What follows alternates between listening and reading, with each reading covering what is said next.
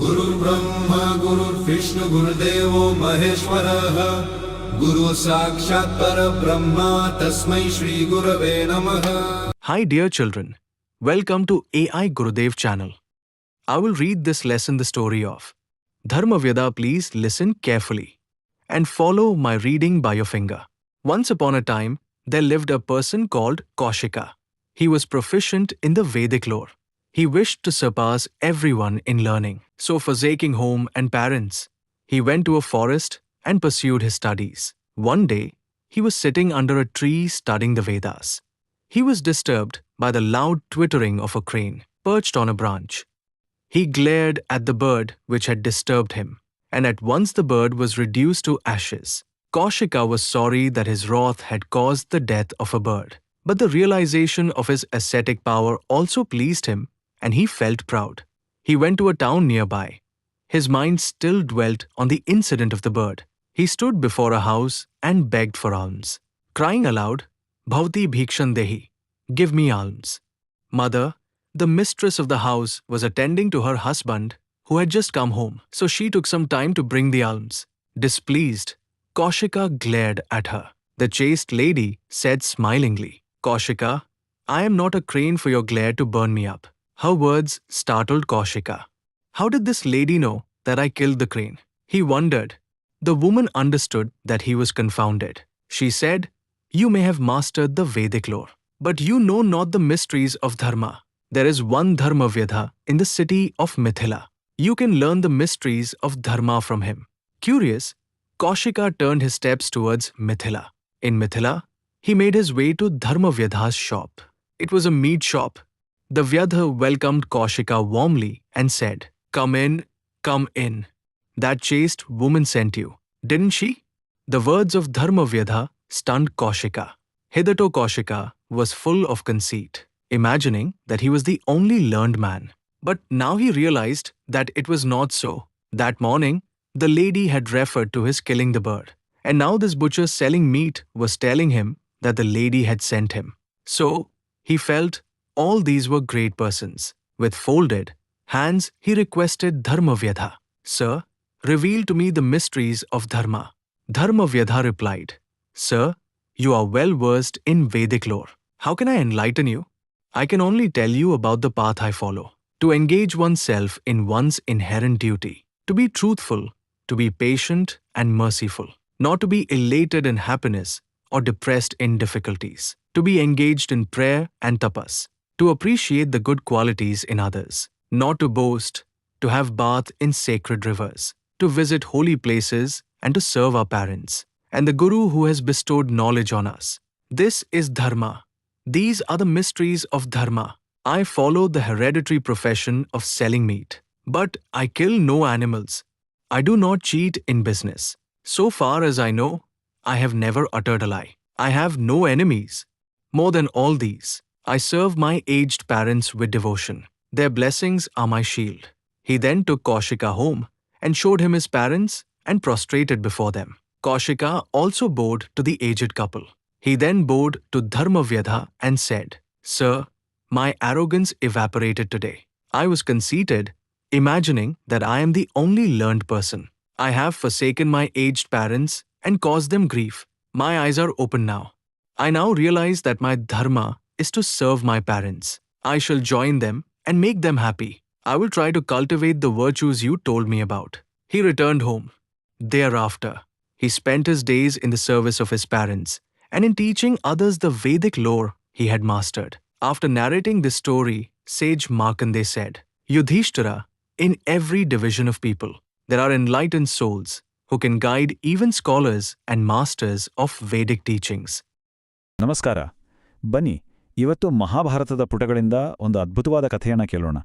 ಇದು ಜ್ಞಾನ, ಅಹಂಕಾರ ಮತ್ತು ನಿಜವಾದ ಧರ್ಮ ಅಂದರೆ ಏನು ಅನ್ನೋದನ್ನು ನಮಗೆಲ್ಲ ಹೊಸದಾಗಿ ಪರಿಚಯಿಸೋ ಕಥೆ. ಇಂಥ ಜ್ಞಾನದ ಪ್ರಯಾಣದಲ್ಲಿ ನಮ್ಮ ಜೊತೆ ಇರೋದಕ್ಕೆ ತುಂಬ ಧನ್ಯವಾದಗಳು. ನಿಮಗೆ ನಮ್ಮ ಈ ವಿಶ್ಲೇಷಣೆ ಇಷ್ಟ ಆಗ್ತಿದ್ರೆ ದಯವಿಟ್ಟು ಲೈಕ್ ಮಾಡಿ, ಬೆಲ್ಲೈಕಾನ್ ಒತ್ತಿ. ನಮ್ಮ ಪ್ರಯತ್ನಗಳಿಗೆ ನಿಮ್ಮ ಬೆಂಬಲ ಹೀಗೆ ಇರಲಿ.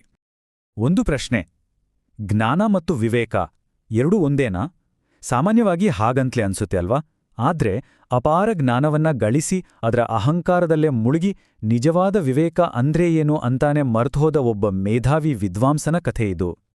ನಮ್ಮ ಕಥೆಯ ನಾಯಕನ ಹೆಸರು ಕೌಶಿಕ. ವೇದಗಳನ್ನೆಲ್ಲ ಆಳವಾಗಿ ಓದುಕೊಂಡಿದ್ದ, ಜ್ಞಾನದ ಮೇಲೆ ವಿಪರೀತ ಹಸಿವಿಟ್ಕೊಂಡಿದ್ದ ಯುವಕ.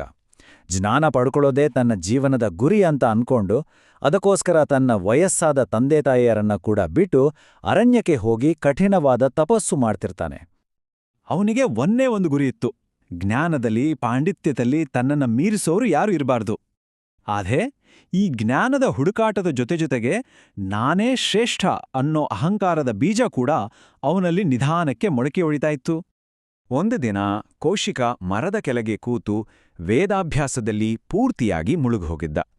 ಆವಾಗ ಮರದ ಕೊಂಬೆ ಮೇಲೆ ಕುಳಿತಿದ್ದ ಒಂದು ಕೊಕ್ಕರೆ ಜೋರಾಗಿ ಕೂಗುತ್ತೆ. ಅಷ್ಟೇ, ಅವನ ಏಕಾಗ್ರತೆಗೆ ಡಿಸ್ಟರ್ಬ್ ಆಗಿ ಅವನಿಗೆ ತಡೆಯೋಕ್ಕಾಗದಷ್ಟು ಕೋಪ ಬಂದ್ಬಿಡುತ್ತೆ. ತನ್ನೆಲ್ಲ ತಪಸ್ಸಿನ ಶಕ್ತಿಯನ್ನ ಕಣ್ಣುಗಳಲ್ಲಿ ತುಂಬಿಕೊಂಡು ಸಿಕ್ಕಾಪಟ್ಟೆ ಕೋಪದಿಂದ ಆ ಅಮಾಯಕ ಪಕ್ಷಿಯನ್ನ ದಿಟ್ಟಿಸಿ ನೋಡ್ತಾನೆ. ಮರುಕ್ಷಣವೇ ಆ ಕೊಕ್ಕರೆ ಸುಟ್ಟು ಬೂದಿಯಾಗಿ ಹೋಯಿತು. ತನ್ನ ತಪೋಶಕ್ತಿಯ ಬಗ್ಗೆ ಕೌಶಿಕನಿಗೆ ಭಯಂಕರ ಹೆಮ್ಮೆ ಆಯಿತು. ಆದರೆ ಅದೇ ಟೈಮಲ್ಲಿ ತನ್ನ ಕೋಪದಿಂದ ಒಂದು ಜೀವ ಹೋಯ್ತಲ್ಲ ಅನ್ನೋ ಒಂದು ಸಣ್ಣ ದುಃಖ ಕೂಡ ಅವನ ಮನಸ್ಸನ್ನ ಕಾಡೋಕೆ ಶುರು ಮಾಡಿತು. ತನ್ನ ಪವರ್ ಬಗ್ಗೆ ಹೆಮ್ಮೆ ಪಡ್ತಾ ಕೌಶಿಕ ಭಿಕ್ಷೆ ಬೇಡೋಕೆ ಹತ್ತಿರದೊಂದು ಪಟ್ಟಣಕ್ಕೆ ಹೋಗ್ತಾನೆ. ಅಲ್ಲಿ ಒಂದು ಮನೆ ಮುಂದೆ ನಿಂತು ಭಿಕ್ಷೆಗಾಗಿ ಕಾಯ್ತಿರ್ತಾನೆ. ಆದರೆ ಅವನ ಜೀವನದ ದಿಕ್ಕನ್ನ ಬದಲಾಯಿಸೋ ಒಂದು ಘಟನೆ ಅಲ್ಲಿ ಅವನಿಗಾಗಿ ಕಾದಿತ್ತು. ಮನೆಯ ಯಜಮಾನಿ ತನ್ನ ಪತಿಯ ಸೇವೆಯಲ್ಲಿ ಇದ್ದಿದ್ರಿಂದ ಭಿಕ್ಷೆ ತರದು ಸ್ವಲ್ಪ ತಡ ಆಗುತ್ತೆ. ಇದರಿಂದ ಕೋಪಗೊಂಡ ಕೌಶಿಕ ಅವಳನ್ನ ಕೆಕ್ಕರಿಸಿ ನೋಡ್ತಾನೆ. ಆಗ ಆ ಪತಿವ್ರತೆ ತುಂಬ ಶಾಂತವಾಗಿ ಹೇಳ್ತಾಳೆ, ಕೌಶಿಕ, ನಿನ್ನ ಕೋಪದ ನೋಟಕ್ಕೆ ಸುಟ್ಟು ಬೂದಿಯಾಗಲು ನಾನೇನಾ ಕಾಡಿನ ಕೊಕ್ಕರೆ ಅಲ್ಲ. ಈ ಮಾತುಗಳ ಅವನ ಮೇಲೆ ಸಿಡಿಲು ಬಡಿದ ಹಾಗೆ ಆಗಿ ಅವನ ಅಹಂಕಾರವನ್ನೆಲ್ಲ ಪುಡಿಪುಡಿ ಮಾಡ್ಬಿಡುತ್ತೆ. ಅವಳು ಮುಂದುವರೆದು ಹೇಳ್ತಾಳೆ, ನಿನಗೆ ವೇದಗಳ ಜ್ಞಾನ ಇರ್ಬೋದು, ಆದರೆ ನಿಜವಾದ ಧರ್ಮದ ರಹಸ್ಯ, ಅದರ ನಡವಳಿಕೆ ನಿನಗಿನ್ನೂ ಗೊತ್ತಿಲ್ಲ. ಪುಸ್ತಕದಲ್ಲೇ ಓದೋ ಜ್ಞಾನಕ್ಕೂ ಜೀವನದಲ್ಲಿ ಕಲಿಯೋ ವಿವೇಕಕ್ಕೂ ಎಷ್ಟು ವ್ಯತ್ಯಾಸ ಇದೆ ಅಂತ ಆ ಕ್ಷಣದಲ್ಲಿ ಅವನಿಗೆ ತೋರಿಸ್ಕೊಡ್ತಾಳೆ. ನಿಜವಾದ ಧರ್ಮವನ್ನ ಕಲಿಬೇಕು ಅಂದ್ರೆ ಮಿಥಿಲಾ ನಗರದಲ್ಲಿ ಧರ್ಮವ್ಯಾದ ಅಂತ ಒಬ್ಬ ಇದ್ದಾನೆ, ಅವನತ್ರ ಹೋಗು ಅಂತ ದಾರಿ ತೋರಿಸ್ತಾಳೆ. ಆದರೆ ಕೌಶಿಕನ ತಲೆಯಲ್ಲಿ ಒಂದೇ ಒಂದು ಪ್ರಶ್ನೆ ಕುರಿತಿತ್ತು. ಯಾರೂ ಇಲ್ಲದ ಕಾಡಲ್ಲಿ ನಡೆದ ಆ ಕೊಕ್ಕರೆಯ ಘಟನೆ ಇವಳಿಗೆ ಹೇಗೆ ಗೊತ್ತಾಯಿತು?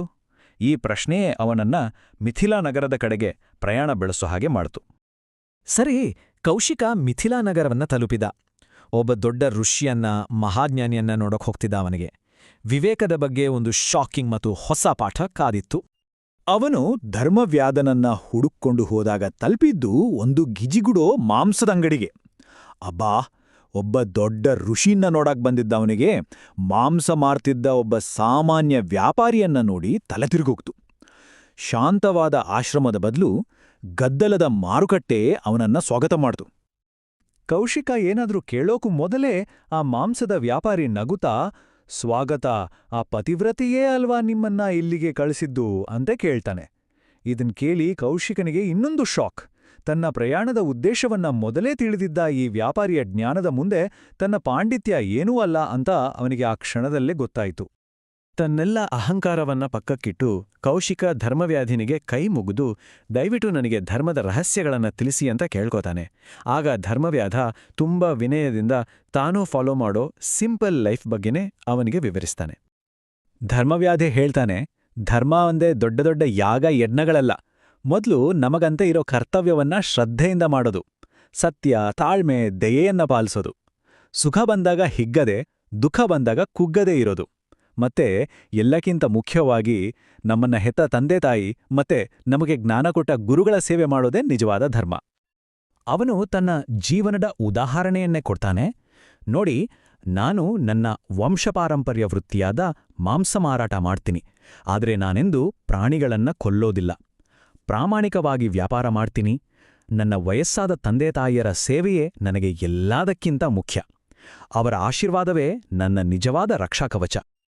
ಧರ್ಮವ್ಯಾಧನ ಮಾತುಗಳು ಅಕ್ಷರಶಃ ಕೌಶಿಕನ ಕಣ್ಣು ತೆರೆಸಿದವು.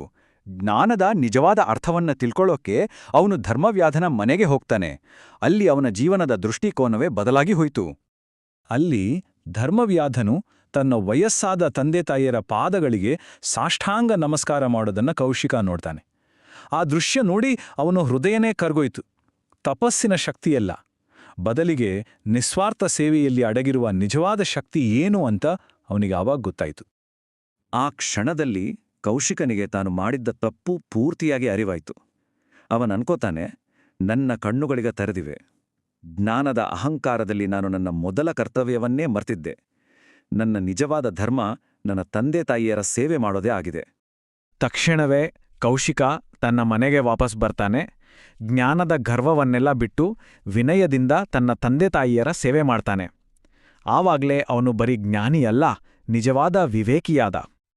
ನೋಡಿ, ಈ ಕಥೆಯನ್ನ ಯುಧಿಷ್ಠಿರನಿಗೆ ಹೇಳಿದ ಮಾರ್ಕಂಡೇಯ ಋಷಿಗಳು ಕೊನೆಗೆ ಏನ್ ಹೇಳ್ತಾರಂದ್ರೆ, ವಿವೇಕ ಅನ್ನೋದು ಯಾವುದೇ ಜಾತಿ, ವೃತ್ತಿ ಅಥವಾ ಸ್ಥಾನಮಾನಕ್ಕೆ ಸೀಮಿತವಾಗಿಲ್ಲ. ಪ್ರತಿಯೊಂದು ವರ್ಗದ ಜನರಲ್ಲೂ ಜ್ಞಾನೋದಯವಾದ ಆತ್ಮಗಳಿರ್ತವೆ. ಅವರು ದೊಡ್ಡ ದೊಡ್ಡ ವಿದ್ವಾಂಸರಿಗೂ ದಾರಿ ತೋರಿಸಬಲ್ಲು. ಹಾಗಾದ್ರೆ ಈ ಕಥೆ ನಮ್ಮ ಮುಂದೆ ಒಂದು ಪ್ರಶ್ನೆಯನ್ನ ಇಡುತ್ತೆ.